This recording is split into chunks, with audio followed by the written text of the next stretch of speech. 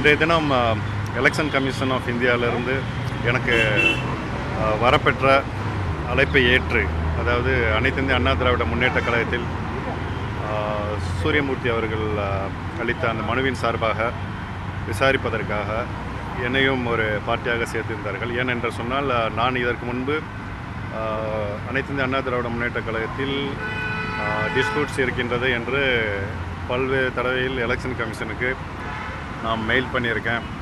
So அதனுடைய அடிப்படையில் என்னையும் அழைத்திருந்தார்கள். நான் என்னுடைய தரப்பு வாதத்தை சம்பந்தப்பட்ட அதிகாரிகளிடத்தில் எடுத்துரைப்பதற்காக.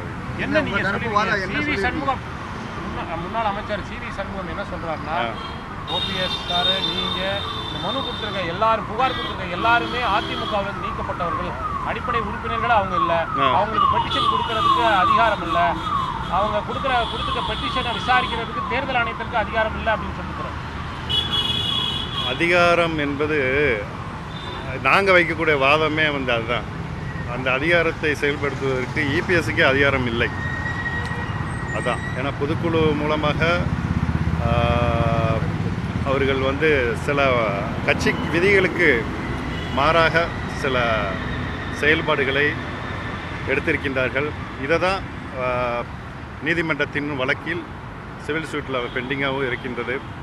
அதுதான் எங்களுடைய ஆர்கியூமெண்ட்டும். அதெல்லாம் நீதிமன்றம் முடிவு செய்யும், தேர்தல் ஆணையமும் முடிவு செய்யும். இல்லை, ஓபிஎஸ் அப்பா சார்பில் ஆஜரான வழக்கறிஞர் என்ன சொல்கிறாங்கன்னா, அவர் தலைமையிலான அதிமுக தான் உண்மையானது, அவருக்கு தான் இரட்டை எலெக்ஷன் ஒதுக்கப்பட வேண்டும் அப்படின்ற ஒரு கோரிக்கை வச்சு தான் அவர் சொல்கிறாரு. நீங்கள் என்ன கோரிக்கை வச்சிங்க தேர்தல் ஆணையம்? இல்லை, அதே தான், அதான உண்மை. ஏனென்று சொன்னால், தேர்தல் கட்சி விதிமுறைப்படி தேர்தல் நடைபெற்றது. 1.5 கோடி தொண்டர்கள் யுனானமஸாக தேர்ந்தெடுத்தார்கள். இவரை தான் அது பதவி காலம் 5 வருஷம் இருக்கின்றது. ஸோ அதை அந்த 1.5 கோடி தேர்ந்தெடுக்கப்பட்ட 1.5 கோடி தொண்டர்களால் மட்டும்தான் இவர்களை அந்த பதவியிலேருந்து எடுக்க முடியும். அதுதான் கட்சியினுடைய புரட்சித் தலைவர் எம்ஜிஆர் அவர்கள் வகுத்து தந்த அந்த basic structure of the party. So அது தெளிவாக இருக்கின்றது. அதை ஏன் 2500 பொதுக்குழு உறுப்பினர்களால் அதை எடுக்கவே முடியாது. ஏனென்றால் இந்த இஷ்யூவில் 1972 புரட்சி தலைவரை பாதிக்கப்பட்டிருக்கிறார். திமுகவிலிருந்து நீக்கப்பட்டது ஒரு 400-500 பொதுக்குழு உறுப்பினர் நீக்கப்பட்ட. அப்போ அது தன்னை ஆரம்பிக்கக்கூடிய அந்த கட்சியில் எனக்கு நடந்த அந்த கதி ஒரு சாதாரண தொண்டர்களுக்கு, என்னுடைய இயக்கத்தினுடைய தொண்டர்களுக்கு ஏற்பட்டு விடக்கூடாது என்பதற்காக தான் புரட்சி தலைவர் இந்த விதியை கொண்டு வந்தார். ஆனால் அந்த விதியவே மாற்றுகிறார்கள் அவர்களுடைய சுயலாபத்திற்காக. அப்போ தொண்டர்களுடைய உரிமையை பறிபோய் கொண்டிருக்கின்றது. ஸோ அது பறிபோகக்கூடாது என்பதற்காக தான் எங்களுடைய இந்த போராட்டம்.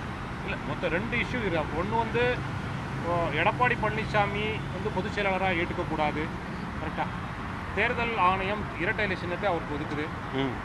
இந்த 2லேயுமே முரண்பாடு இருக்குங்க தான் வழக்கு. உங்களை பொறுத்தளவில் ஓபிஎஸ் அவர்களுக்கு இந்த இரட்டை எலெக்ஷனத்தை ஒதுக்கணும்னு கேட்குறீங்களா, அல்லது மீண்டும் ஒரு தேர்தலை நடத்தி பொதுச் செயலாளர் தேர்வு செய்யப்படணும்னு கேட்குறீங்க? ஓபிஎஸ் அவர்களுக்கு இரட்டை எலெக்ஷனத்தை உரிமை இருக்கின்றது என்று எங்களுடைய வழக்காக வாதம். செய்திகளை உடனுக்குடன் தெரிந்து கொள்ள உடனே சப்ஸ்கிரைப் பண்ணுங்க.